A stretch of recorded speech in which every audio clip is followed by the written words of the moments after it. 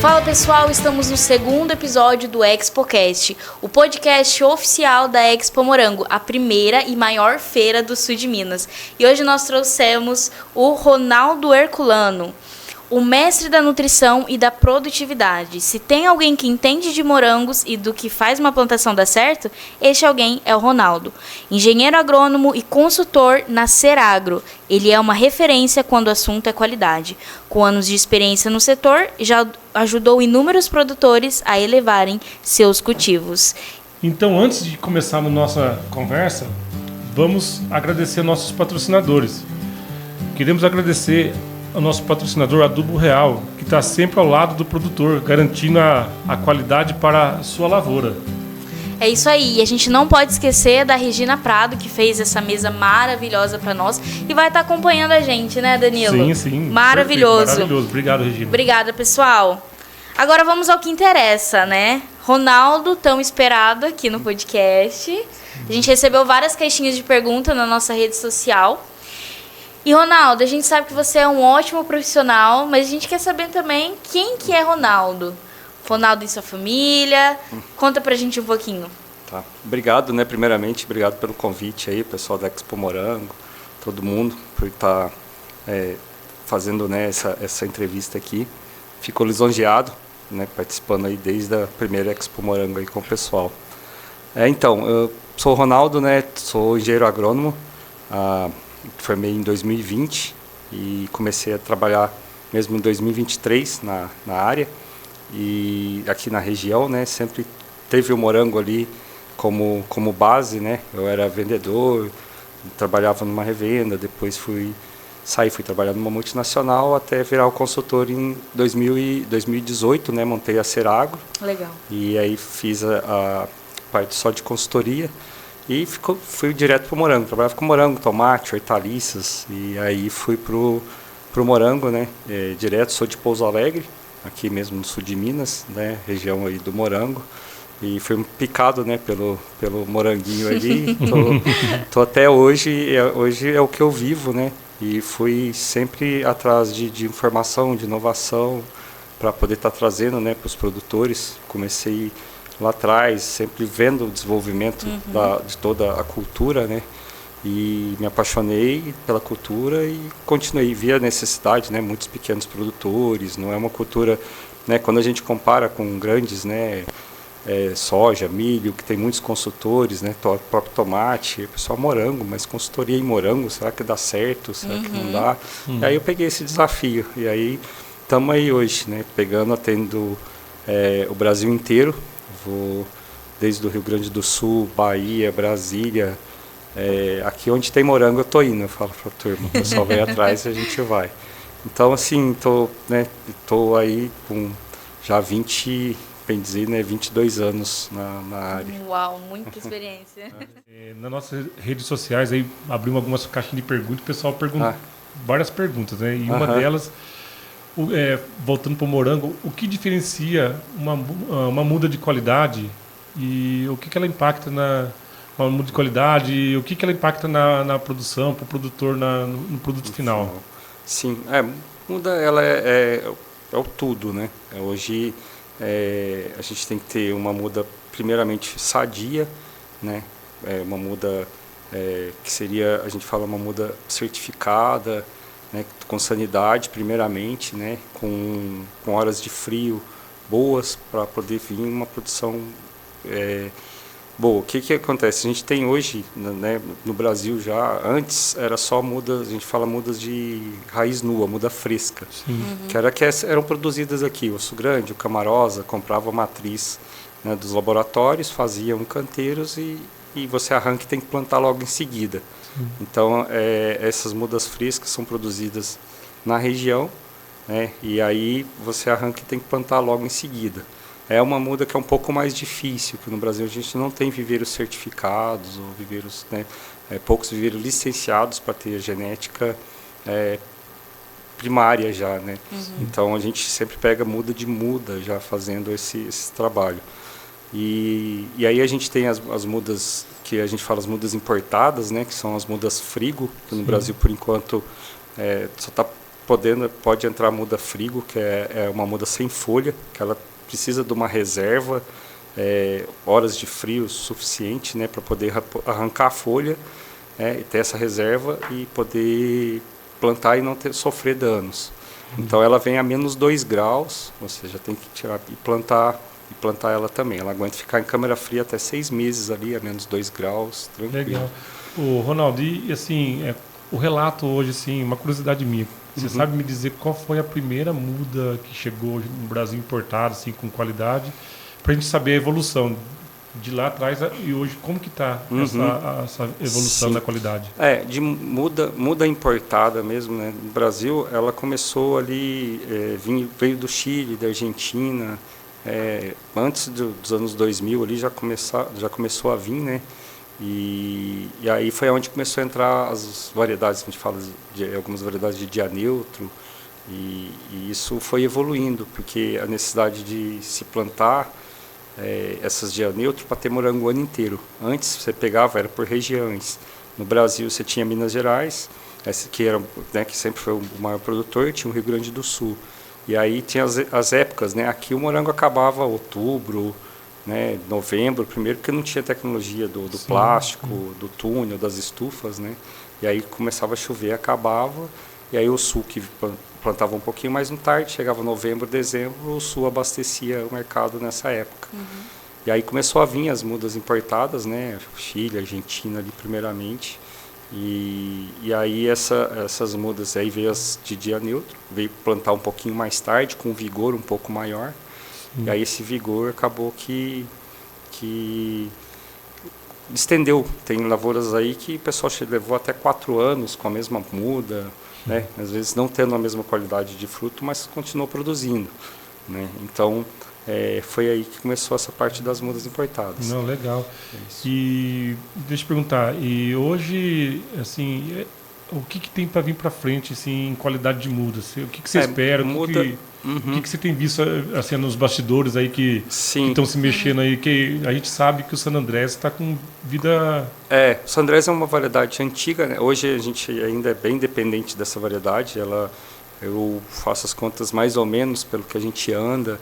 Creio que de 85%, isso por mim, né? Posso estar me enganando, mas creio que 85% da área plantada no Brasil é o San Andrés, que é uma variedade que já não se planta praticamente assim, planta mais aqui na América do Sul, um pouco da América Central tem um pouquinho, mas lá em cima, no hemisfério norte, a região do morango já não tem mais, uma variedade mais antiga, né?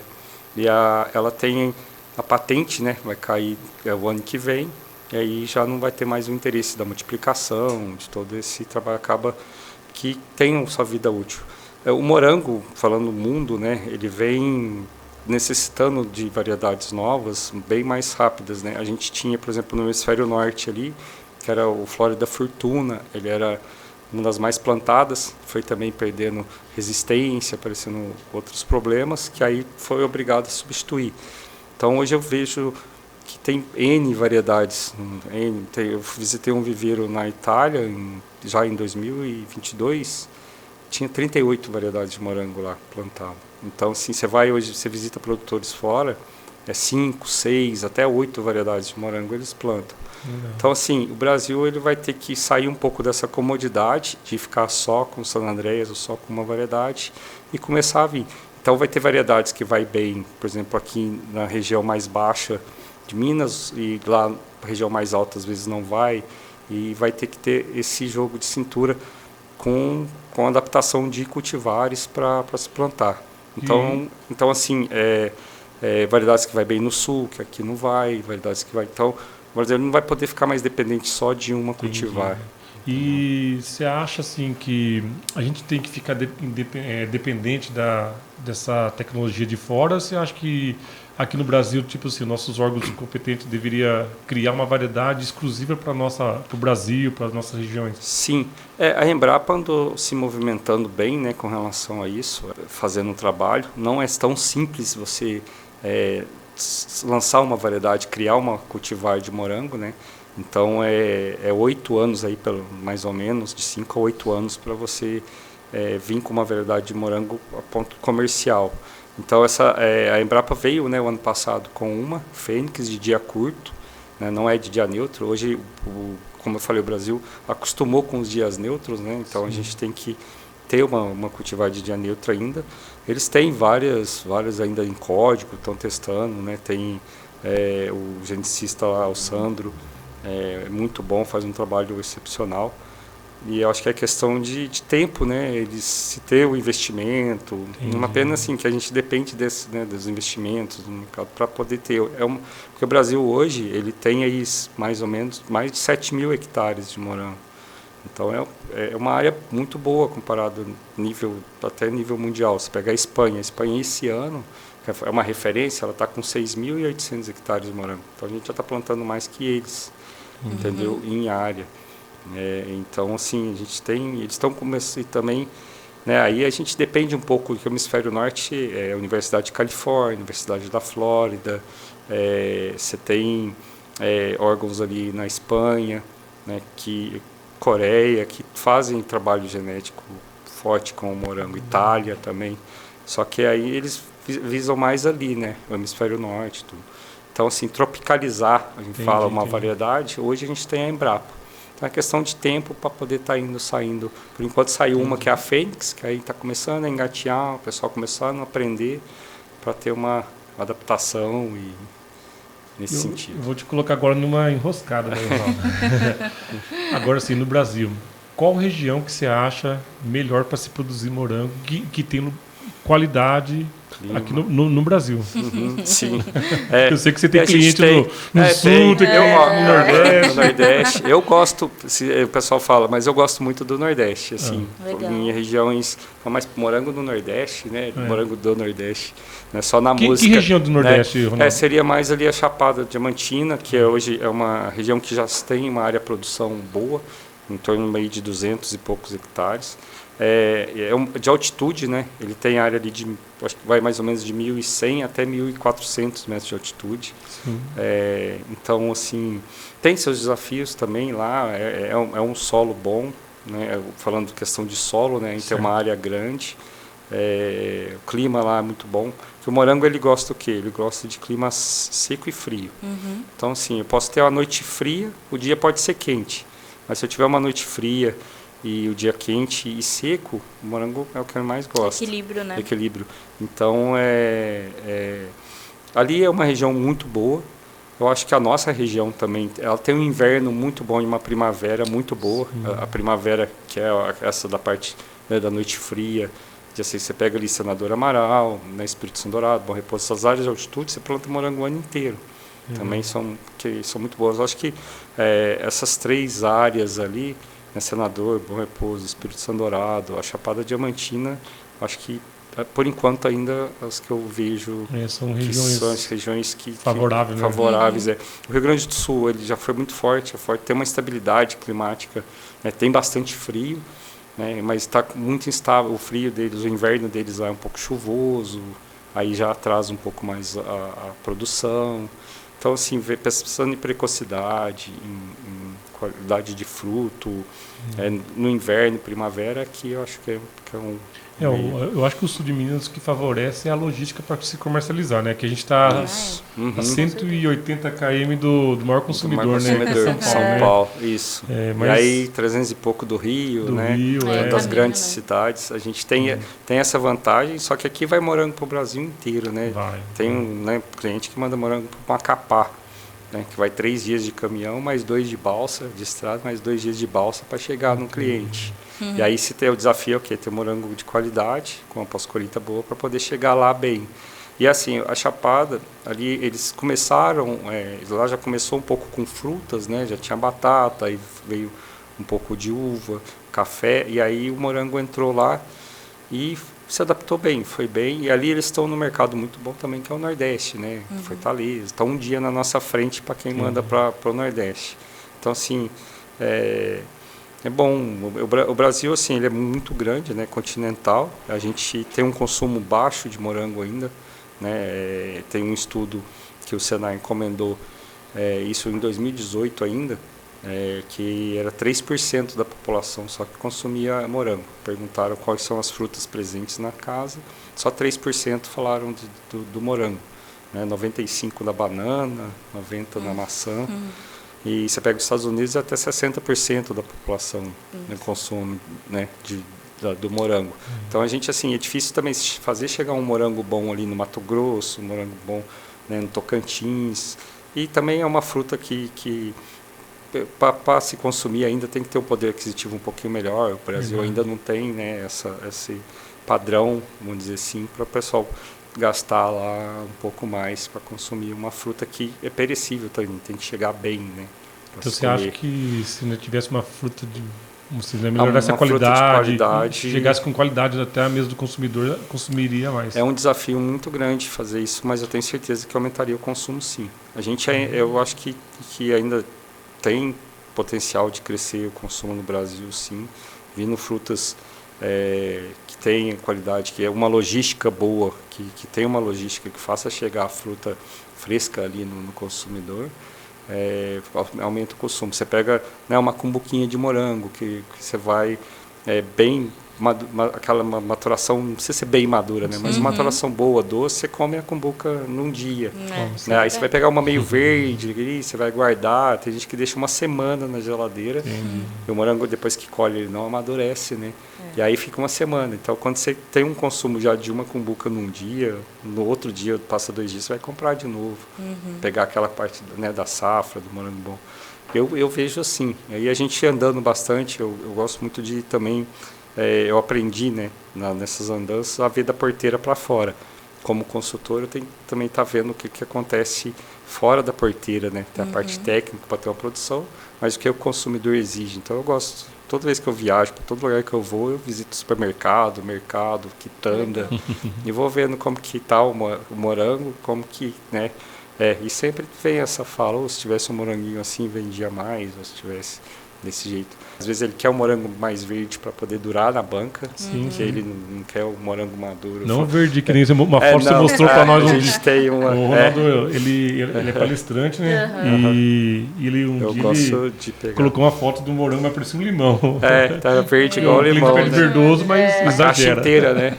Desse jeito. E tem comprador que às vezes prefere comprar assim, às vezes paga R$1 a mais, estimula o produtor a colher verde, porque ele não quer... o morango, depois que ele colhe, a gente fala assim... ele não climatério, que quer dizer que ele não amadurece depois que você colhe, como a banana, a manga, né? Então, as características, né, que tem de sabor, de açúcar, de brix, a partir do momento que você tirou do pé, ele para. O que ele vai fazer? Ele vai ficar um pouquinho mais rosado, chegar um pouquinho mais a cor ali, mas a parte de dentro já não vai mudar nada. Não muda, né? Ronaldo, você sabe falar o ranking do morango, como ele está nas frutas de consumo no Brasil? Consumo, então, esse é o último oficialmente que tem esse estudo, né, do Senar. Ele está lá atrás, é o antepenúltimo.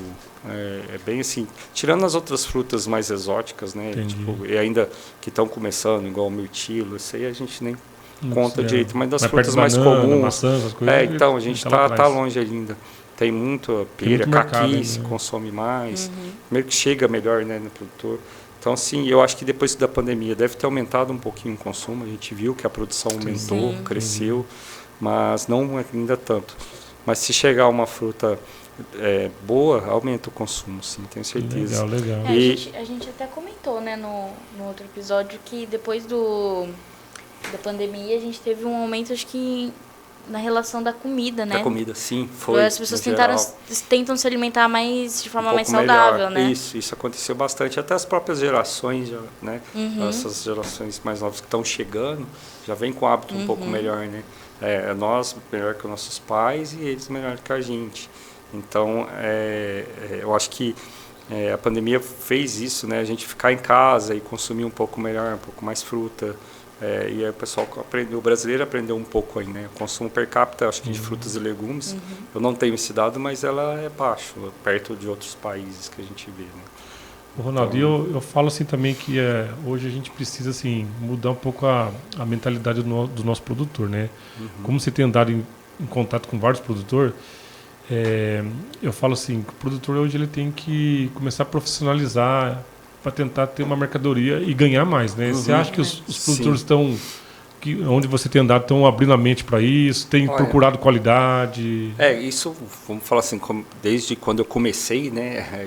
Melhorou bem, sim, tem essa preocupação. Eu não falo só de fruta, eu falo do embalamento. O processo, sim, né? todo o processo. Sim, eu acho que veio melhorando um pouco, sim, a preocupação em ter isso. Mas, às vezes, quando você tem um volume muito grande, a dificuldade é um pouco maior, né? Então, mas a melhora no embalamento, a melhora de fruto, eu acho que de uns 5 anos para cá melhorou bastante. Tem muito ainda a melhorar. Porque o morango, como ele é uma fruta bem sensível, né? Então a gente tem que ter o cuidado desde a hora que tira ele da planta ali, você já tem que tomar cuidado. Então ainda é um desafio, você colocar uma fruta boa na cumbuca, ali na caixa, sem danificar, sem sofrer questão de calor, que a gente sofre ainda. Então, como são muitos pequenos produtores, é uma área muito grande, que o cara às vezes pega o morango lá que colheu lá em Espírito Santo Dourado, vai trazer para Pouso Alegre, para poder aí que põe na câmara fria e segue viagem. Então, essas horas que ficam um pouco fora do frio, é um desafio, né? A gente ainda não tem essa logística tão boa para poder já colher, deixar no frio e manter essa cadeia de frio. Até porque hoje são os famosos ranchos, né? O pessoal isso, os ranchinhos, feito de plástico, quente, com isso telha já de Brasil, vem né? lá de trás, né? Que sempre teve esse trabalho. E como se colhia muito morango ali na época um pouco mais fria, fresca, agora primavera, já não tem tanto problema, o morango ele já não tem. Aí depois você pega a época de novembro para frente ali, que é onde vem o sofrimento maior do calor, da chuva. O ano passado, Bia, eu tive a oportunidade, ao convite do Ronaldo e do Antônio, que é um dos nossos patrocinadores da Inconcal, ir lá para a Espanha. E lá a gente aprendemos muito com isso lá, né, Ronaldo? Eles têm muito cuidado, preocupação de colher. Eu lembro que uma das lavouras que eu fui lá, falaram que tem prazo de 2 horas para estar na câmara fria. Isso. Tira Cuidado, Eles falam que assim, tem literatura que 1 hora o fruto já fora, né, em temperatura acima de 16 graus ali, é um dia menos na banca. Então, assim, esses dias eu tive, né, num produtor pegando, o fruto estava quase 30 graus. Estava ali no chão, né? Então, certo é colher a cesta, já levar para sombra, se já, né, não tem o frio, mas evita um pouco esse estresse de calor, de tudo, que você consegue ter um fruto de melhor qualidade.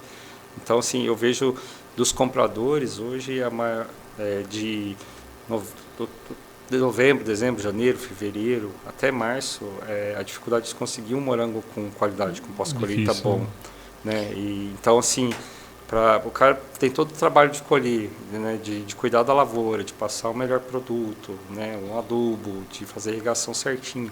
Mas aí chega na hora de colher, e se eu estou na condição de calor, no frio, igual eu falei, o morango ele é firme, ele aceita um pouco ali de mau cuidado, vamos dizer. Mas no verão, quando você pega, o clima começa a esquentar e umidade mais alta, ele já não aceita. Então a gente já tem que mudar um pouco como a gente colhe, né? Encher menos a cesta, já colher por direto na sombra, dentro do ranchinho, não deixar no chão, puxando umidade, pôr num pallet. E fazer todos esses trabalhos para mexer menos ali na cesta para escolher, então encher menos a cesta. É mais trabalhoso. A gente falou, mas você não está na roça aqui para ver se não está assim. Eu tô, eu sei, já colhi morango, já sei como é que é. Hoje nem tanto, né? Já não faço isso, mas já tive ali. Então eu sei que é, mas 1 horinha a mais tudo é valor agregado, né? Sim.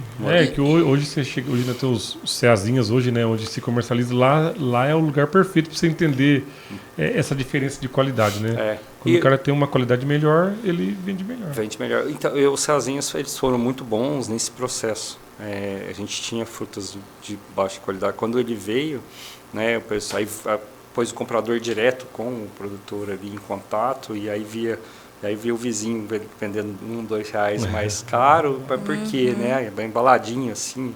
Aí falou, então é assim que eu tenho que fazer. Aí foi fazendo. Isso fez melhorar bem. Mas aí a gente tem um caminho longo pela frente, né? A gente não quer fazer igual faz lá fora. A gente viu lá na Espanha, né? Quando a gente foi, nos Estados Unidos, México, o pessoal colhe direto na cumbuca, rela uma vez só na fruta. Então, relou uma vez só na fruta e já embala e pronto. Aqui a gente rela, né, 3, 4, 5 vezes, vezes. chacoalha. Mas assim, a gente tem esse... Só que a gente faz assim, a gente não vai colher direto na cumbuca, que nossos terrenos não ajudam, né, o jeito de cultivar não ajuda, não é fácil, né, o rendimento. Então você colhe na cesta, mas procura judiar menos, né, tratar como um recém-nascido ali essa fruta, que é o teu lucro, né? Você investiu ali na lavoura, você está colhendo lucro. Então eu quero vender bem, eu quero ter sequência, né, na minha venda, o comprador querer o meu morango primeiro, quando o morango estiver cheio na produção, né? O pico de produção, o preço estiver baixo, mas o meu vai ser o primeiro a ser vendido porque eu tenho essa qualidade. Legal. Então, eu acho que começar a pensar assim, né? O que eu quero para o outro também. Eu eu faço alguns treinamentos também, eu visito, quando eu entro em alguns ranchinhos que o pessoal pede, eu falo para o pessoal assim, qual o morango que você quer levar para a sua família? Qual o morango que você vai levar para o seu parente lá para crescer coisa? É esse morango que você tem que levar para vender. Aí você mostra o morango, você quer esse morango aqui para você, essa cumbuquinha você leva para você. Ele, não, essa não. Então aí já muda o pensamento dele, né, um pouco. Eu falo um pouco desse jeito assim. Tá certo que, igual eu falei, eu não posso levar muito maduro, porque o Brasil não tem clima para poder, e o frio para fazer esse trabalho. Mas você começar a levar um fruto um pouquinho melhor, já mais trabalhado, menos judiado, você consegue ter. E a preocupação hoje está sendo essa. A gente está vendo muitos produtores vindo, né? Isso vai atingir o grande, o pequeno, produtores grandes que já atendem o mercado direto, tem muito essa preocupação. Sempre estão trocando embalagem, evoluindo, né? A gente já tem algumas embalagens no Brasil, né? Que não precisa mais arrumar ali, é uma tendência você coletar o morango já direto não direto na cumbuca, mas colocar ele ali sem arrumar, sem ficar mexendo muito, isso já vai ajudar bastante, né? Aí tem que precisar o consumidor também a enxergar, porque tem o hábito de comprar o morango daquele jeito, mas se ele mudar o hábito e ver que vai ser melhor também para ele, eu acho que é natural desenvolver. Né? E a gente fazendo essa comparação, né, de fora para cá, os processos e tudo mais, quais são os pontos que você acha que aqui no Brasil dificulta esse desenvolvimento? Principalmente clima, né? O morango ele é uma planta que é muito influenciada pelo clima, e a gente tem cultivares que elas são feitas, né, pelo hemisfério norte, que ela tem que ter determinadas horas de frio, né? Climas bem definidos, né? Como eu falei, mais seco, noite fria, dia seco e quente, né? Não tão quente, mas 28 graus, 26 graus. E essas estações mais definidas. E o Brasil, de um tempo para cá, já não tem. Às vezes a gente tem as 4 estações num dia, né? Na semana. É isso mesmo. E aí isso talvez deixe o morango meio bagunçado. Aí a gente tem variedades de horas frias menor, né, 0 horas frio, igual é da Universidade da Flórida, sul da Espanha, sul da Itália tem alguns assim, alguns dias neutros que também precisam de frio, mas que sejam mais rústicos, né, como o San Andreas e aí assim, para a gente poder ter e o produtor conseguir enxergar a planta nessas condições. Se eu tenho ali frio, o que eu faço? Se fez 2 semanas de calor, o que eu tenho que fazer? Então, começar a enxergar que toda semana eu tenho que fazer alguma coisa diferente, não ficar com o olho fechado e fazer e deixar a planta produzir. Então, assim, é um desafio grande essa parte de você ter um manejo relacionado ao clima, né, que o Brasil tem essas mudanças climáticas e não é muito definidos. Você pega, por exemplo, o Rio Grande do Sul, ano passado, foi 1000 milímetros em um mês de chuva, fica quase um mês sem sol, né? Aqui a gente teve o inverno ano passado não foi tão ruim, a primavera, né? Mas aí a gente pegou ali final de primavera muito quente e verão, né, quente, e dezembro chuvoso, e veio agora esse março, fevereiro quente também, né? E pouca chuva, menos do que o ideal. Então essas mudanças a gente tem que estar acompanhando. A gente está tendo menos horas de frio, e o morango ele precisa ter um pouco de frio, ele precisa ter pelo menos temperaturas abaixo de 15 graus, né, para poder ter estímulo de florada, 13, 12 graus durante a noite, né, e 25, 28 graus de dia. Eu tenho aqui em Pouso Alegre, dentro de estufa lá, que chega a fazer 8 graus de dia e 45 de noite e 45 de dia. Né? No amplitude ali na primavera chegou nesse ponto. Então, assim, a gente tem que começar a enxergar a planta com relação a essa parte dos manejos, com relação ao clima, bem olhar. Eu sei que é difícil para o produtor, né, colher, ter que, né, pulverizar, fazer isso, decidir tudo, mas procurar estudar ou ver o que está acontecendo, ter a previsão. Hoje está tudo ali, né, na palma da mão, a gente fala a previsão do clima. Não é 100%, não acerta, mas ali dá para você ter uma ideia com relação a isso. Então, assim, o Brasil o desafio maior é a questão de clima, a questão de variedades, que sempre a gente fica atrasado, porque, primeiro, que a gente não tem um interesse muito grande das empresas de genética de trazer variedade para o Brasil, por causa da pirataria, né, que a gente tem com relação às mudas, né, quase mais de 80% das mudas brasileiras são piratas, que a gente fala. Então, que é o que é isso? Que a empresa genética, o San Andreas, por exemplo, ela é protegida, é como se fosse um disco, né, do artista, que ele, se o outro for gravar a música dele, tem que pagar os royalties, pagar a parte, que não pode copiar o plágio. Então a gente pega, às vezes muda, faz a muda, e aí a empresa que investiu tal não recebe esse royalty, né? E para ela não tem interesse de trazer uma variedade, de trabalhar com o Brasil, porque e aí o que a gente vai pegando variedades que está sobrando lá fora, que ainda não está atrasado, então a gente fica um pouco para trás com relação a isso. Está melhorando um pouquinho, que as empresas já têm algumas pessoas que estão fazendo um trabalho mais sério, trazendo mudas importadas e licenciadas, e tem alguns viveiros que estão licenciando, né, com algumas empresas que estão vindo acreditando, né, nesse processo. Então, acho que são um pouco esses desafios que a gente tem. E você falou sobre o nível de consciência, né, do consumidor final. Assim, falando para as empresas que hoje pensam nessa evolução, qual seria a melhor forma para a gente trazer isso para o consumidor final, ou seja, para o mercado? Eu acho que é divulgação, né? A gente tem pouco trabalho. O morango ele vem muito num paradigma do histórico, que você vai falar com o morango pro leigo, né? Para o consumidor final, quem está ali, é muito agrotóxico, né? O morango tem muito agrotóxico. Isso mudou bastante, melhorou muito de uns tempos para cá. O uso hoje é muito racional, veio muito a questão dos biológicos e tal. Então acho que ao mesmo tempo que a mídia às vezes faz uma coisa, né, ruim ali, que no outro dia está atingindo todo mundo, né, e fala do morango, falar bem também. Acho que os próprios produtores ou empresas maiores começarem a divulgar e a gente tentar pela mídia falar, o morango é saudável nesse ponto, tem todo os pós ali, né, que isso ajuda a divulgar e aumenta a venda, né.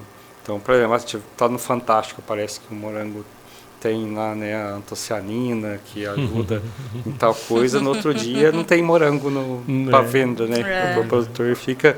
Mas eu acho que é a parte dessa divulgação, porque o consumo é baixo ainda, né? Então, o pessoal quebrar esses paradigmas do agrotóxico, né, quebrar assim, a questão de mandar um morango um pouco mais de qualidade, né, com mais sabor, e isso tudo acho que vai ajudar o consumidor a pedir aquela fruta onde ele compra. Né? O Ronaldo, e você falou de defensivos aí, em cima de morango, né, que tem o morango, ele é defamado, né, por usar muitos defensivos agrícolas e tudo mais, né? Mas vamos falar um pouquinho de pragas. O que está acontecendo? O que está tendo de pragas novas aí no mercado que estão... A gente está... até o outro desafio do Brasil relacionado a outros países, né, a questão de praga.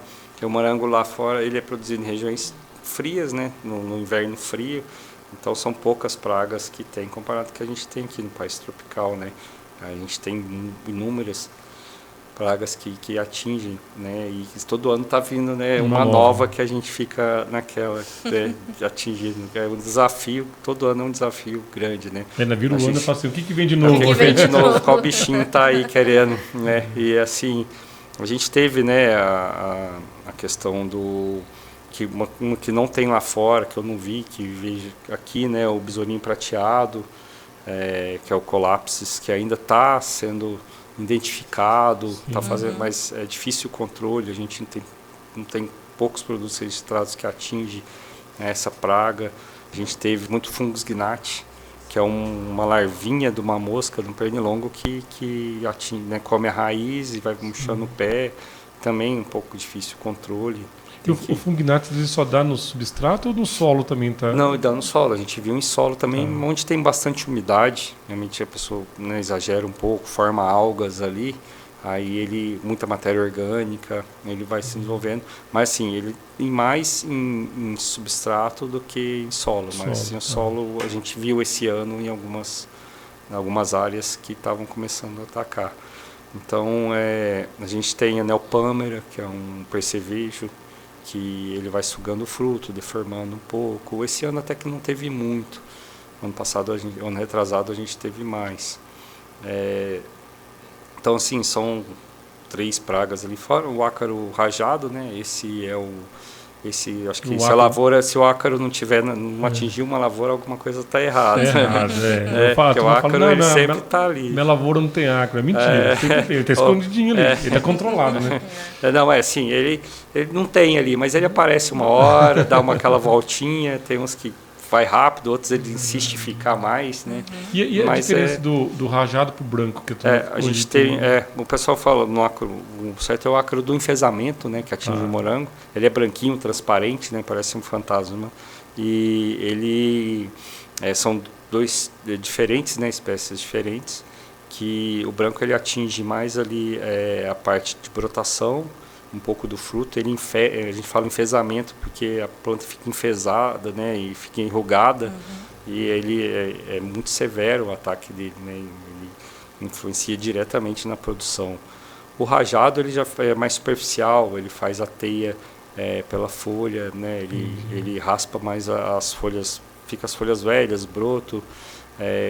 Eu acho que o dano é menor do que quando você tem um ácaro branco, né, que é o ácaro do enfesamento. Então, quando a gente tem aquele morango defeituoso, enrugado, mas assim duro e manchado, que é enferrujado, como se estivesse com um tom de ferrugem, aí esse é o ácaro do enfesamento.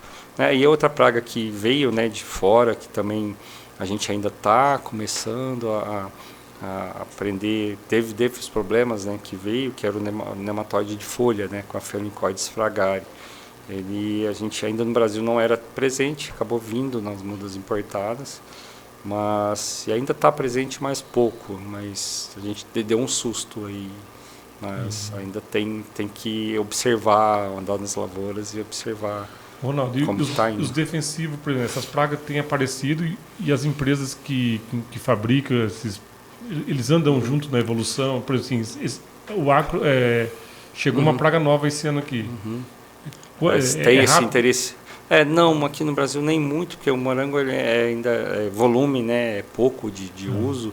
A gente está tendo uma evolução muito grande dos biológicos, né, de fungos, bactérias, que ajudam, né, no processo tanto para insetos como para fungos e até para estímulo, né, também. Então está uma crescente muito grande, está dominando. Eu acho que isso é o caminho mundial. Isso tem ajudado bastante, né? E o próprio produtor, né, já colocar o ácaro predador, né, também. Então ele já põe o predador, ele já não vai passar o defensivo para não ter problema de perder esse predador. Então a gente tem tido. E tem as empresas também vê isso, né, as de químico, que o processo de registro é um pouco mais lento, né? Então tem contato direto com essas empresas. A gente tem ali 4 produtos aí que está na fila para ser registrado. A empresa já pediu, né? Está esperando só o governo homologar e registrar. Só que já faz 8 meses que está vindo nesse processo. Então é um processo burocrático, né? Mas os defensivos que têm vindo, eles vêm com um pouco, já não é igual que é os do passado, né? Não é acumulativo, já são um pouco mais leves, vamos dizer assim, entre aspas, né, com relação ao uso, com carências mais baixas, porque o morango, como ele se colhe praticamente quase todo dia, e o cara quer pulverizar, então a gente tem que usar produtos com carências baixas. Então, quando você registra os produtos, você tem um estudo, você tem tudo certo, respeitando a carência, que não vai ter problema.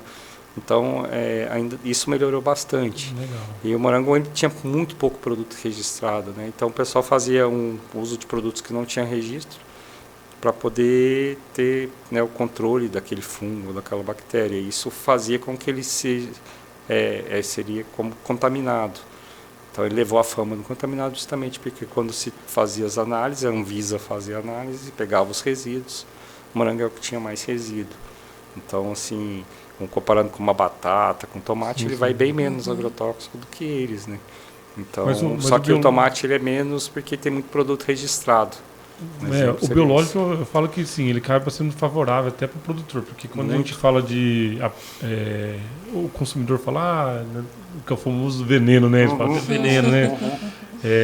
Mas quem está aplicando, ele está mais exposto do que vai consumir. É pior do que vai consumir. Até chegar aquela mercadoria para o consumidor, a carência já... o volume é muito pouco, né? Também, assim. E hoje os que a gente tem, esses defensivos, como eu falei, não são acumulativos no organismo, não tem esse perigo, né?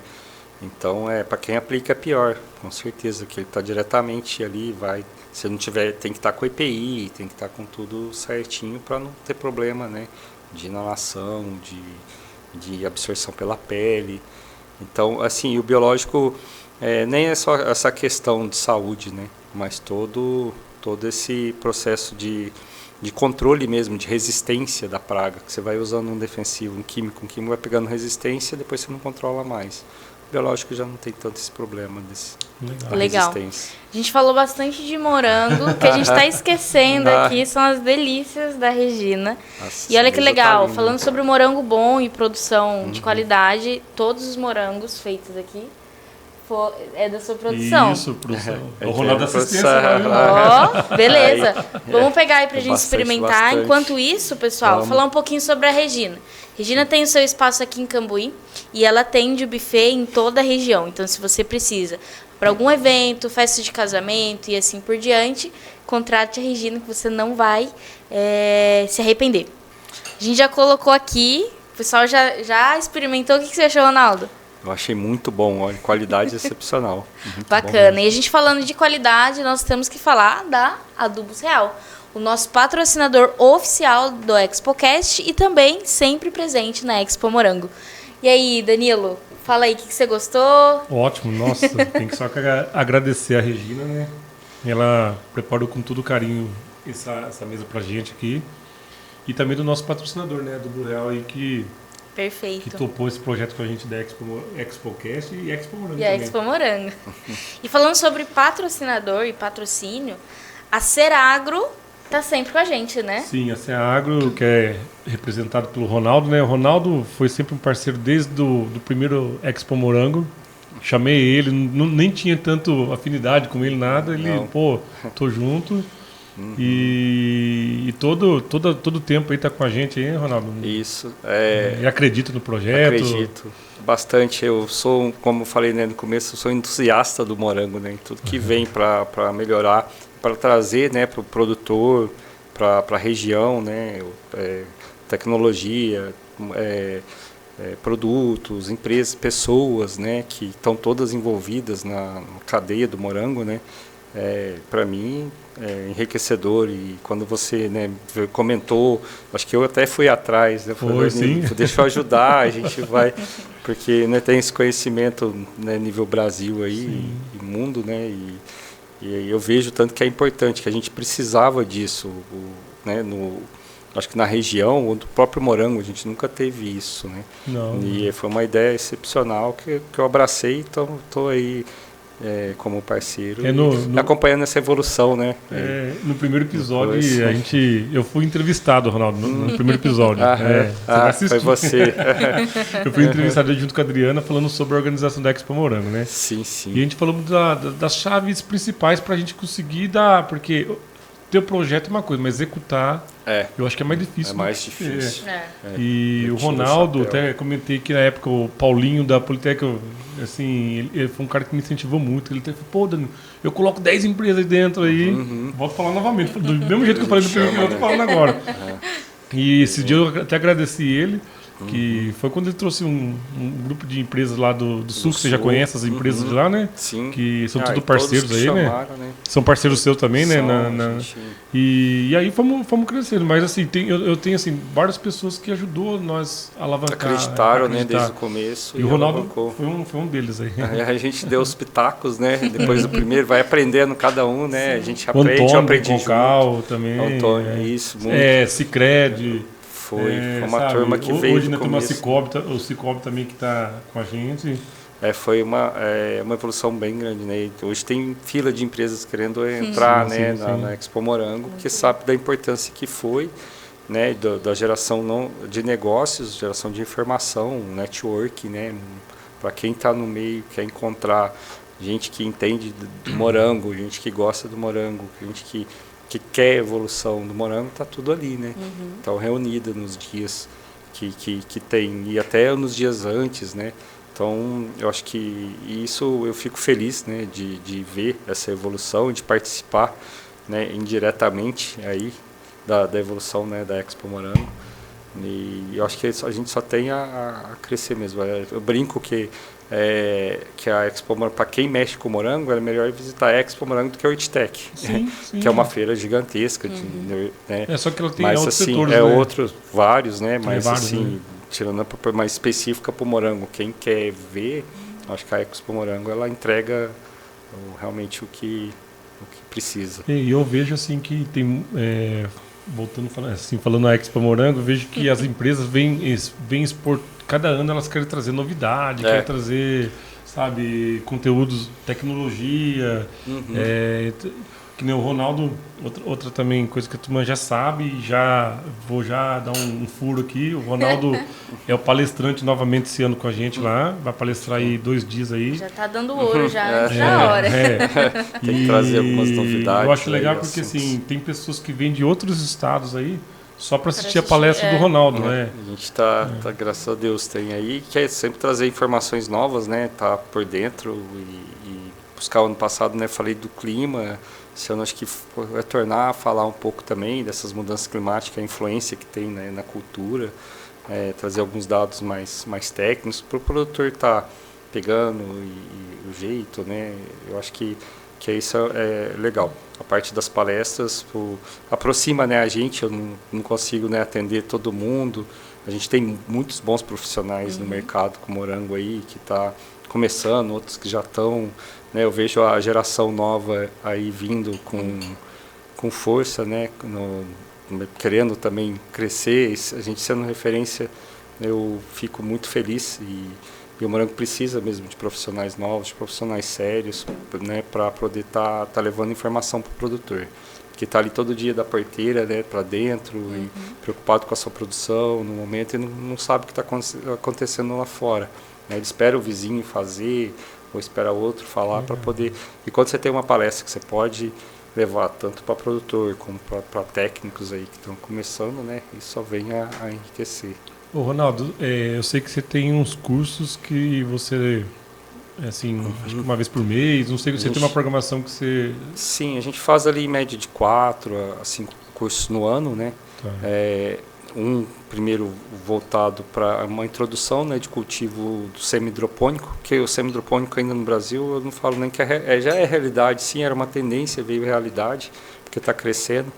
Principalmente aqui em Minas ainda é pouco, né, 15%, creio eu, da área plantada ainda é estufa, né, são hidropônicos, os 85% ainda é chão, né, de área plantada. Né, o Rio Grande do Sul já é o contrário, já 90% já é suspenso. Então, e aí a gente vê o pessoal querendo investir, é um investimento caro, né? E aí a gente teve a ideia, eu com o Felipe Salvador, que é um outro consultor, parceiro, né? Nós falamos, vamos fazer um curso de introdução, mostrar para o pessoal como que são estruturas, o que tem.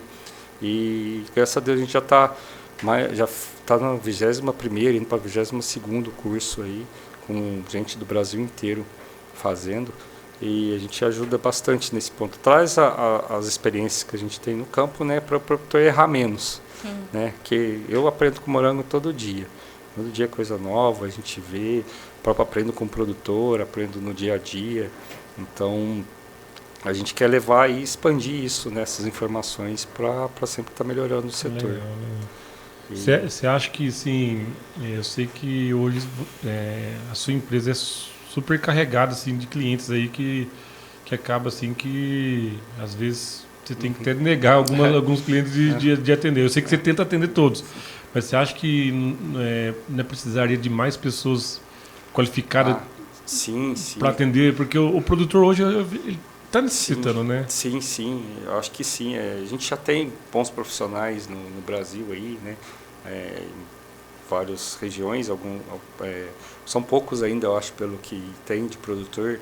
Eu pego aqui hoje no sul de Minas, creio eu, os dados da Emater que me passaram por último, acho que com uns 12 mil produtores, né?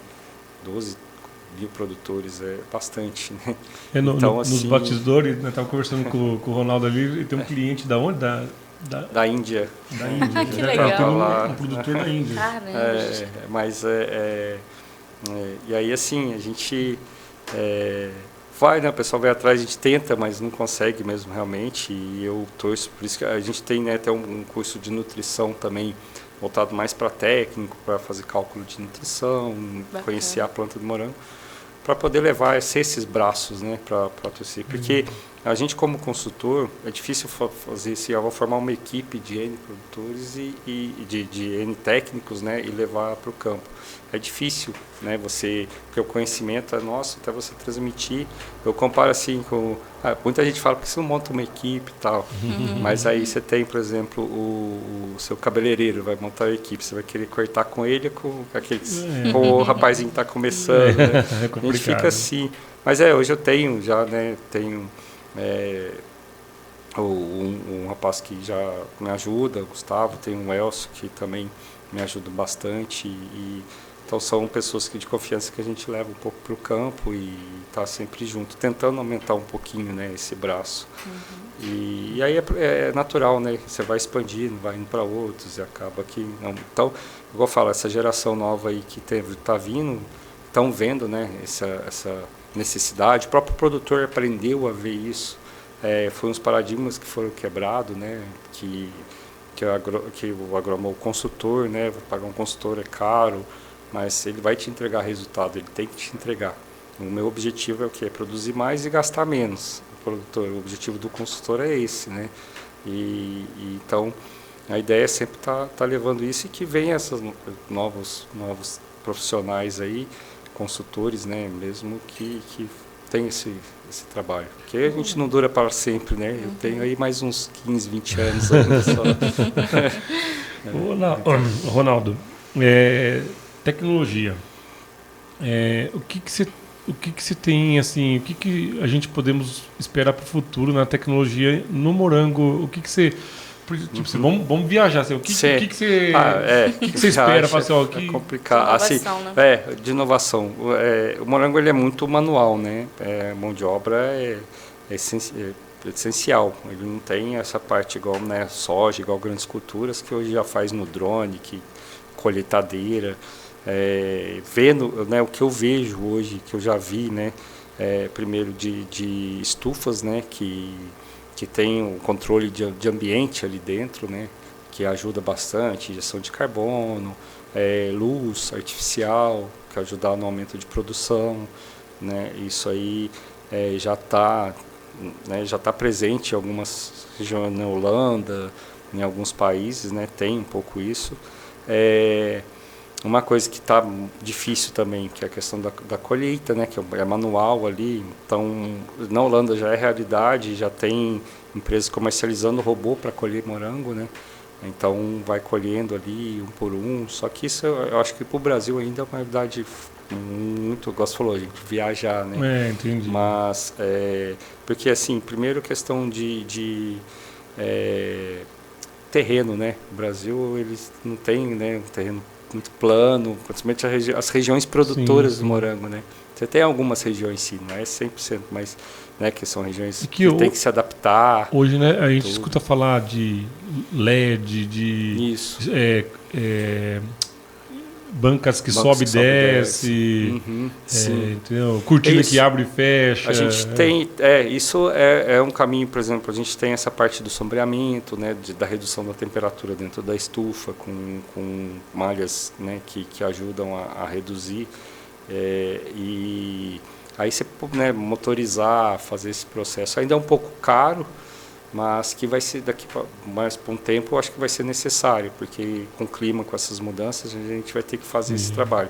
A primeira evolução, né, que foi sair do chão para ir para o suspenso, né, aí a gente saiu do suspenso, mas saiu do suspenso de um jeito mais, vamos dizer assim, falar assim, até rústico, né, e depois ir melhorando essa parte do suspenso com estruturas melhores, né, sair do slab para calha, né, aí depois veio a questão até do gotejo ali de autocompensante em regiões mais íngremes. São tecnologias já mais acessíveis, mais presentes, né? Aí tem os estudos das luzes que está começando, né, a ter resultados, né? Tenho uma professora na USP que faz um trabalho legal, mas ainda é um pouco caro a questão das lâmpadas, né, para se adquirir as lâmpadas, mas já é uma realidade em alguns pontos. Tem uma professora americana que eu acompanho, ela trabalha bastante, ela tem uma estufa com morango que é num barracão, ela produz morango dentro de um barracão com as luzes artificial e dá morango, né?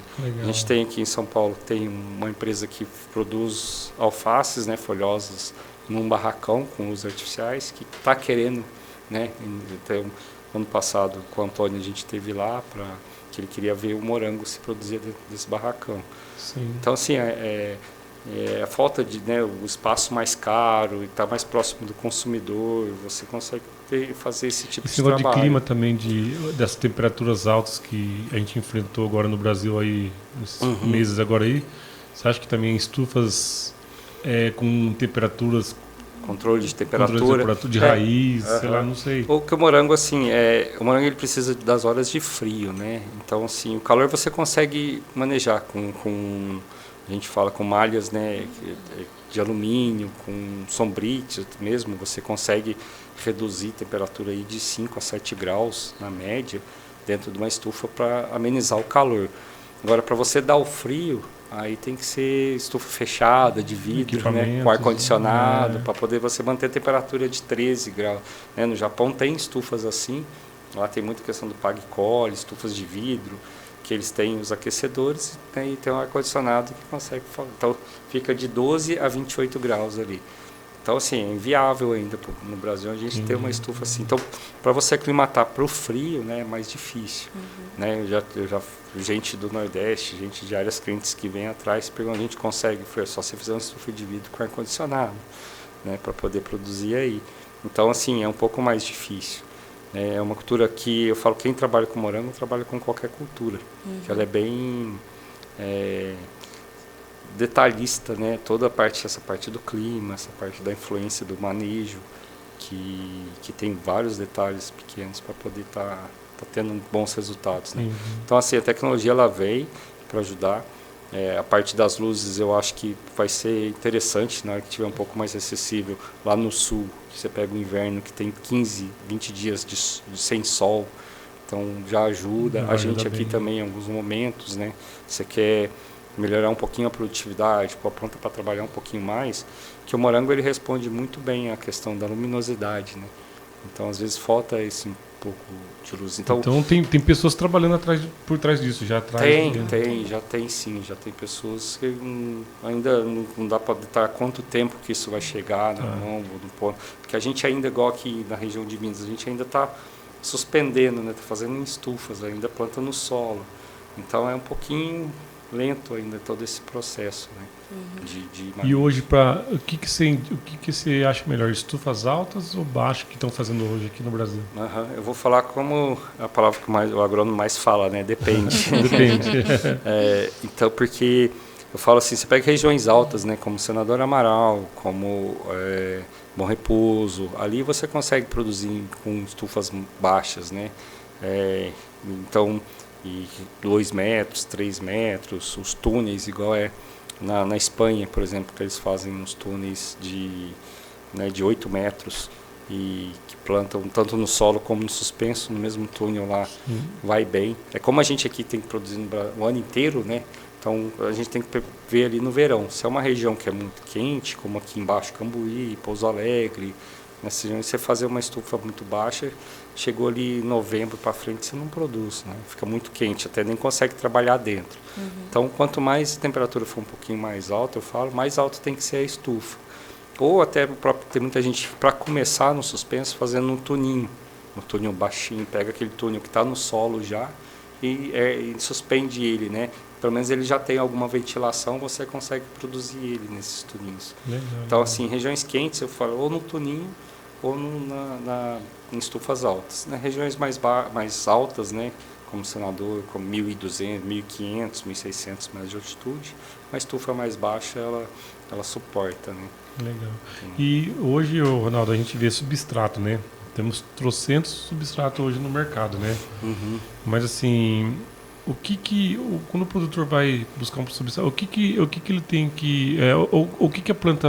Eu sei que ela precisa no substrato, né? Oxigênio, porosidade, segura mais umidade ou menos umidade. O que é o principal hoje? O principal é ter porosidade, né? O principal é você não ter... que compacta, né, que segure muita umidade. O melhor enraizante que existe no mundo é o oxigênio. Então a gente tem que dar isso para a planta. Então, substrato que tem uma boa drenagem, que não segure tanto a água, né, mas se segurar, que dê porosidade, que dê esse oxigênio, né. Tem pessoal que está injetando hoje oxigênio na água, né? Não sei se isso é eficaz ou não. Para a hidroponia ele é eficaz, né? No caso do semi-hidropônico, que você tem um substrato, ele ainda não tem aquele... A gente pelo menos não viu tanto diferencial você fazendo essa injeção de oxigênio, né? Tem o pessoal que faz ozônio, tem gente que faz mais para desinfecção, né? Mas a questão da injeção do oxigênio mesmo é mais porque... Você tem um substrato, você tem que ter porosidade. Se você ocupar esses espaços com água, você não vai ter oxigênio, né? Então, você não pode ocupar, tem que sempre estar circulando, né? Recirculando. Então, um substrato, ele tem que ter boa estrutura física para tá fazendo esse trabalho. E assim, o pessoal fala qual que é o melhor substrato. Não existe um melhor substrato. É um manejo seu que tem que estar adequado. E aí você tem todos aqueles detalhes. É um substrato que está próximo, que você tem um custo-benefício, você consegue fácil, você precisa repor, você vai conseguir ele de novo. Então a gente tem gente produzindo. Eu já vi terra de barranco, já vi que foi muito... Tem produtor que se adaptou e deu certo. Areia, que tá uma febre, né? O pessoal querendo plantar na areia. Já vi gente perder lavoura na terra, já vi gente perder lavoura na areia, já vi gente perder lavoura no substrato caro, porque não soube manejar, né? A irrigação, a nutrição, de acordo com o que ele estava tendo ali. Entendi. Entendeu? Então, assim, ele tem que ter esse conjunto que é a questão da estrutura, questão de conseguir, né, o substrato. Não adianta você... eu tenho um substrato que é top, mas custa R$2.000 o metro cúbico, né? É inviável. Então, eu tenho um custo-benefício ali e que meu manejo se adapta. Eu acho que hoje a irrigação ela é muito mais importante, que eu consigo fazer ela num substrato, né? O cara que tem uma irrigação na areia ali, tendo uma irrigação certinha, você consegue produzir, né? Mas... aí eu vou ter lá... Antes a gente tinha só a casca de arroz, né? E aí a casca de arroz drena demais, tinha que estar uma irrigação, E aí você tem que começar a fazer um trabalho... E qual que é o tempo de hoje um substrato hoje de... Olha, então, de vida útil, assim? Vida útil. O que você recomenda hoje com...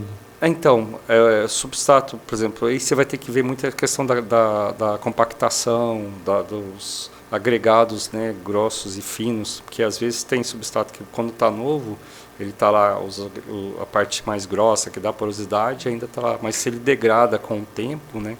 Então eu tenho substratos ali de 6, 7 anos que estão bem, e tem substrato que com 3 anos a pessoa teve que trocar, porque já não estava entregando pH, você já não conseguia subir pH, né, que é mais difícil, parte de CTC. Então, tem que estar sempre alinhado a isso. O certo, eu acho que viável, né?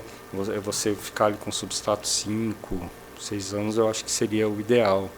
Né? Eu fui na Espanha semana passada, estava lá e foi... Eu tinha um substrato que a gente visitou, estava com 15 anos, a moça estava falando. Então ela conseguiu fazer um trabalho que esse substrato durasse esse tempo, né? É um sonho, mas aí tem que ter tem que ser o tipo de substrato. Né? Então, se você viu um substrato que com 2 anos você já teve que trocar, não, esse eu já não vou usar porque é inviável para mim. Então, com 5, 6 anos é uma média que ele se paga, né? Você falou um pouquinho sobre quem está iniciando essa nova geração aí. Tem algum conselho que você daria? Sim, falando na parte de produção, né, que a gente tem bastante pessoas que estão começando, ou tá saindo do chão, indo para o suspenso, né? Sempre ir atrás de informação, né? Não ir no achismo, trazer o que já faz antes. Informação, andar, né, ver como que tá, ver os casos de sucesso, os casos de fracasso, o que ele pode aproveitar de cada um, para poder começar com menos erros, né, possíveis, que o morango é uma cultura cara hoje, né, um investimento tanto solo quanto suspenso. Então, saber certinho o clima onde ele está mexendo, os tipos de estrutura, né, conhecer os substratos, vou plantar na areia porque o fulano plantou, tá, mas tem que ver como que as condições, né? Porque às vezes o vizinho dá certo nele, a gente às vezes não dá, porque são outras condições, né? Então, tá sempre orientado com profissionais, né, que estão na área, e visitar produtores, como eu falei, outros produtores, ver outros casos de sucesso, né, visitar a Expo Morango, que é onde vai ter bastante novidade, que é onde ele vai também tá bem no meio, né, desse processo. Então, acho que isso aí é bom. E a partir do momento que ele, né, começou, que ele tem lá a sua produção, né, fazer uma divulgação para chegar isso para o consumidor. Né? Mas falando em divulgação, Ronaldo, a gente tem que falar dos nossos parceiros aí, que é a BCM e a Home Studio, aí, que tem que cuidar de tudo o marketing da Expo Morango e da ExpoCast, né? E a gente tem que agradecer a parceria com eles aí, que a Expo Morango aí, esse ano que tem ganhado uma nova cara aí, tudo por causa do trabalho deles aí. Né? Legal. Bacana, é isso mesmo. Nós da BCM e da Home Studio estamos em parceria.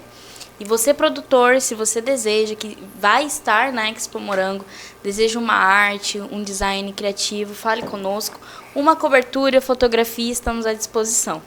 Sim, só procurar eles aí. Hoje tem o Miguel, que representa a Home Studio, e a BCM aí pela Beatriz aí, que está com a gente aí. É isso. Legal. Bacana. Isso é importante mesmo. E assim, a gente vê que é muita experiência, né, Ronaldo? Muita coisa. Fala pra gente se tem uma história marcante que tá aí na sua memória. Tem várias, né? A gente começa lá atrás né, engatinhando, né? Eu tinha casos que quando eu tinha cara de moleque, né? Quando eu comecei e chegava na lavoura, e o pessoal, né, já tinha os senhores lá que já estavam 30, 40 anos ali na produção, e falava, mas você é agrônomo mesmo, né? Você com essa cara de moleque? Eu não sou, e estou aprendendo, né? Eu acho que a humildade é importante no processo de aprendizagem, né? A gente tem muito a aprender com os produtores, com os mais velhos, e eu sempre fui atrás disso, eu aprendi muito, né? Tinha um produtor de muda, o seu Lázaro Ito, que o pessoal conhecia, que hoje, né, já tem idade, nem faz mais, mas ele fazia um viveiro muito grande de muda, e eu sempre ia lá e pegava a experiência dele, escutava, né, na sabedoria dele, né, do produtor de estar ali no dia a dia, e levar isso para o profissional, né, para como filtrar e falava da lua, e eu pegava e comecei a entender esse processo, né, de lua, de clima, de frio, de data de plantio. Então, os produtores bem, assim, né, tinha um outro senhor também que plantava morango desde 60 e pouco, já estava com mais de 80 anos, e o filho dele fez o suspenso e ele voltou para a lavoura, né? E eu chamava ele de formigueiro, porque ele sempre estava lá limpando, e limpava de formiguinha, né? Que sempre estava lá limpando o morango, E aí eu via que quando ele limpava com uma frequência legal, e isso foi bom para a cultura, dava certo. E aí a gente vai tirando esses casos, né? Eu tive um caso que também foi de um produtor, isso logo no começo também, que eu fiz uma recomendação, e aí o produtor queimou a lavoura inteira, e aí veio bravo e tal. Eu falei, mas não é possível que eu errei, que eu fiz isso. Aí fui lá, aí conversando com o pessoal, com a família, viu que foi ele ele achou a dose muito baixa do produto e passou bem 10 vezes mais, né? Isso que fez matar. E aí eu fui para, mas por que faz, né? Que era um adubo, um boro, né? Mas por que ele mata? Aí comecei a ir atrás e ver como é que o boro em doses altas ele é tóxico. E a gente vai tirando esses aprendizados, né? Assim. Algum fato assim engraçado, assim, em lavoura, assim, inusitável, assim, que já aconteceu? Já teve alguns de susto que tava morango no solo, né? Tava lá abrindo o plástico, né? Quando vê tem a cobra urutu enrolada no meio do morango. Meu lá, Deus! Você abre assim, você cai para trás, né? E cair para trás de medo do bicho ali, né? Do susto, né? Então, e o pessoal rindo, que às vezes era até mais comum, né? Mas a gente não tinha essa experiência. Então, essa parte é boa de né, também ali na chuva, né, chovendo, e eu tô lá, mas você vai rodar a lavoura? Eu falei, a única hora que eu tenho, debaixo da chuva, e vamos lá, encharcado, eu tive que voltar para casa, tomar um banho, ficar de roupa, para ir, mas é bem assim, a gente está todo dia, né, você vê de tudo, escuta de tudo, e vai filtrando, e trabalhando, mas eu amo, né, o que faço, e me dedico bastante, gosto do jeito, né, e como a gente atende de vários lugares, né, então você tem características diferentes, o próprio produtor, né, produtor mineiro, produtor gaúcho, produtor paranaense, produtor da Bahia, né, e aí você vai, quando eu fiz um trabalho também na Bahia em 2018, a gente estava começando a introduzir a cultura lá, foi um contrato pelo Sebrae, cheguei a ficar 10 dias lá, e eram produtores muito pequenos, que estavam 2, 3 mil pés, 4 mil pés, e rodava aí, não pegava sinal de celular nenhum, não tinha. E aí ficava rodando para tentar achar as roças, voltava quando eu comecei, que o celular também não tinha, né? Hoje está fácil, mandar localização, vai. E lá não tinha. Então ia, assim, comida. Teve um produtor que estava comendo palma, e eu falei, a única coisa que um arroz com palma, né, com carne, eu falei, pô, é o que eu vou ter também. Aí ele ofereceu na hora, foi um banquete, né. Então, mas ele agradeceu, a gente viu, teve áreas que a gente foi que o pessoal nunca tinha ido um agrônomo na lavoura dele, né, quando eu estava começando, que nunca tive um agrônomo na minha lavoura, e que bom que você está aqui, então tem essa parte gratificante também, né? Legal. E a gente tá fazendo uma tradição no ExpoCast, Sim. que é o Expo Kiss. Mas antes da gente do Danilo fazer esse bate-volta, a gente teve um recebido aqui no estúdio. Nossa, Miguel, traz pra gente. O Tennessee, a hamburgueria daqui de Cambuí, trouxe pra nós. Nossa, gente, isso aqui... Já tem esses morangos da Regina. Doces da Regina, com mais esse hoje o estúdio tá cheio. O Ronaldo vai querer vir semana que vem. Quando é o próximo podcast? Até eu tô querendo fazer todo dia agora. Esse é bom, hein? Ó, Ronaldo. Obrigado. A batatinha, essa batatinha bonito, aí, gente, todo mundo ama. Não, a gente fica grato aí pela parceria. Obrigado. Aí que... Obrigado aí pela... Isso. O pessoal cuidando da alimentação nossa. Cuidando da nossa alimentação. É isso, gente. O pessoal gosta bastante aqui na região. Se você vier nos visitar por aqui. Nossa, vamos lá então. Gente, carne Angus, fantástico. Nossa, olha o tamanho. Vamos experimentar? Bora, né? Vamos lá?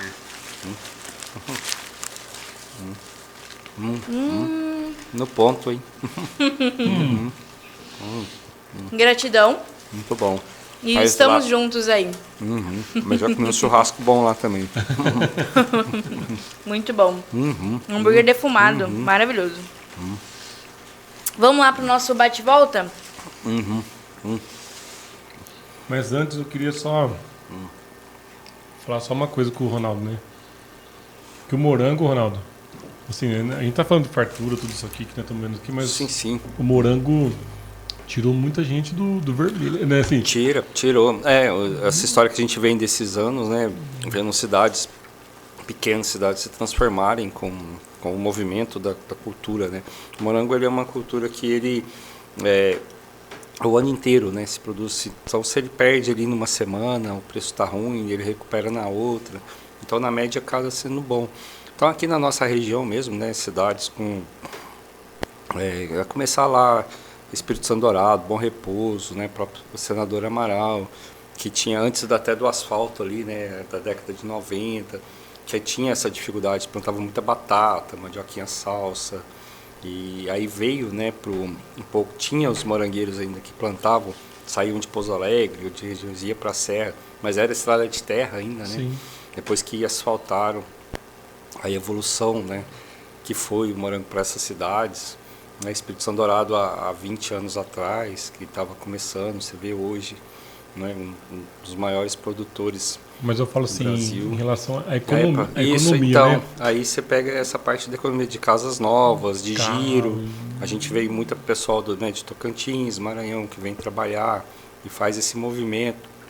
Hoje, você pega Bom Repouso, né, terreno valorizado na cidade, senador que não tem casa nem para alugar. Não tem. Né? Então, assim...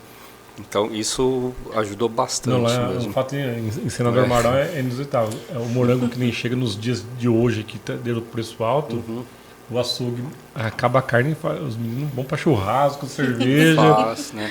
Mas tem muito isso. De quando eu cheguei ali, você vê que a economia, assim, ela evoluiu muito, assim, sabe? Muito. Até tem pessoas aqui de Cambuí, né, que é a cidade próxima de Senador Amaral, que o pessoal fala que se não fosse os morangueiros, o morango está dando dinheiro lá, os comerciantes não... Aqui, né, que desce aqui para Cambuí. Eles consomem muito, né? Então, sim. Eu vejo o Tocos do Mogi, é uma cidade que eu acompanhei desde o comecinho, quando o pessoal quebrou um pouco com a batata lá, uma cidade que ainda tinha um bairro dos Fernandes, Fazenda Velha ali, que estava ali, e eu fui vendo a evolução da cidade, a cidade ficou bonita, o prefeito começou a investir, receber, né, ter o movimento de dinheiro ali, de casas novas, né, aí os prefeitos são obrigados a melhorar a estrutura da cidade, né, e isso o morango trouxe bastante. Eu falo que o morango é uma fruta abençoada, né? Mesmo que é barato, ele vende. Ele não, então, eu falo, ele transformou a vida de muita gente na nossa região aí, e Brasil, né? Quem produz morango, né? Sim. Tem sua dificuldade, tem seu... Não é, né? Vou todo mundo agora plantar morango que deu dinheiro ou fez isso. Não, o morango é como tudo, né? Tem que se dedicar, tem que ter, primeiramente, a dedicação, a resiliência, né, e tá ali firme, porque nada, né, por acaso. Já vi gente também que quebrou com morango porque não levou a sério, ou pensa que é só plantar e colher, né? Então o dia a dia ali é uma cultura que precisa do dia a dia, precisa da cara da pessoa ali tá direto. Legal. Então, Bia, vamos lá pro nosso quiz. Quer fazer o quiz, Danilo? Não, vou deixar para você. A Bia tem a surpresa dela. Então, essa pegou. Um bate e volta, bem tranquilo. Tranquilo. Apesar que muita coisa a gente já falou aqui. Então a gente vai repetir. Vamos lá. Muda importada ou nacional? Puxa, as duas. Sim. Bom, tem que ser um. Não, se fosse produtor, plantaria as duas. As duas. As duas. Solo arenoso ou argiloso? O morango prefere arenoso. Arenoso. A melhor fase da lavoura, plantio ou a colheita? A colheita, né? Sempre. Mas tem que ser um plantio bem feito, né? Para ter uma colheita boa. E se você pudesse inventar uma nova variedade de morango, qual nome daria? Qual nome que eu daria? Eu não... Olha, pegou pesado mesmo. Que hoje você tem muito morango... tem cada empresa genética, ela faz né? Tem uns que falam, dá nome de mulher, tem que, né, dá nome de personagem. Eu acho que eu daria o nome da minha filha, Rafa. Ah, que legal. Tá vendo? Se a gente vê uma nova variedade aí, Rafa, a Rafa... tem o dedo meu. O Ronaldo que preferiu no nome. É isso mesmo. E um conselho de empresário, né, com tanto conhecimento aí. Eu falo assim, resiliência, né, persistência, humildade, né, mas assim, humildade no aprendizado, né, também, mas também não abaixar a cabeça, né, ser persistente e não e dedicação, né. Eu acho que esses são os conceitos que eu tenho comigo, e também de altruísmo, né. Então ter aquilo que você quer para você fazer para a pessoa que está ali, né. Eu acho que são essas dicas que eu dou. Muito legal. Muito bom. E que papo gostoso, Legal. né, gente? Foi bom demais. A gente estendeu um pouquinho mais do que a gente tinha previsto. Mas com um convidado desse, já planejava. Falar do morango aqui, eu sou não tenho noção de hora, não. Suspeito de falar do Ronaldo, né? Que o Ronaldo, além de ser nosso parceiro, a gente pegou uma amizade, né? Somos amigos aí. Mas quando colocamos na lista de convidar ele para estar com a gente aqui, eu até falei, pô, vão achar que eu tô... Mas assim, o Ronaldo realmente ele tem um nome assim grande no mercado do morango, ele tem um grande impacto no mercado em geral, assim, né? Não só no sul de Minas Gerais, mas assim, nacional aí. E a gente é grato aí pelas dicas. O Ronaldo viaja muito, já viajou vários países aí em busca de conhecimento, né? E a gente precisa de pessoas assim pra gente evoluir. E quem sabe a gente não tem um bis aí, né? Então, eu agradeço bastante, Danilo, né? Agradeço que todo o pessoal, né? Toda a equipe aí por estar dando esse ambiente, né? Pra gente conversar. É uma coisa que a gente gosta. Se eu deixar falar de morango, eu perco a hora. Ainda mais com esses com lanche, com vinho, com os doces aí maravilhosos. Eu falaria aqui por horas e horas, né? Mas eu gosto bastante e agradeço muito a confiança, né, do Danilo, de vocês por ter me convidado. E é o mínimo que eu posso fazer, né? Passar para frente aí esse conhecimento, essas ideias, né? A gente não é o dono da verdade, mas sempre tenta buscá-la, né? E, então eu agradeço mesmo. Obrigado de coração. Foi um prazer nosso de ter você com a gente aí. E antes da gente finalizar, Ronaldo, temos um presente para você. Opa, mais? Obrigado. Uma lembrança aí da ExpoCast aí. Obrigado, gente. Se quiser abrir aí para já revelar o mistério aí. Nossa, eu fico agradecido. Eu já estou feliz de estar participando, ainda mais que agora com uma lembrança. Olha, eu pedi ela no começo aí. Tá vendo? Aí, caneca do Júlio. Eu falei, eu posso levar a caneca e vocês me deram. Muito obrigado. Obrigado mesmo. Eu que agradeço aí. Valeu. Obrigado, gente. Vamos mencionar as datas da nossa grande feira. Expo Morango será nos dias 14, 15 e 16 de agosto. Todos os dias, na quinta e na sexta-feira, vai iniciar a partir das 15 horas, no sábado a partir das 10 horas da manhã. Você é o nosso convidado especial aí de estar com a gente. Estamos preparando um grande evento, uma grande feira, pensando em coisas técnicas, tudo para melhorar a sua lavoura, a sua empresa. Venha participar com a gente, segue a gente nas redes sociais, no Instagram, no Facebook, no TikTok, no YouTube, que temos muitas coisas para passar para vocês, como a de hoje aí com a presença do Ronaldo aí, que eu sei que vai agregar muito para vocês aí. Com certeza. E se você nos acompanhou até aqui, muito obrigada. Nós estaremos deixando todos os contatos dos nossos patrocinadores, dos nossos recebidos aqui na descrição. Gratidão, pessoal.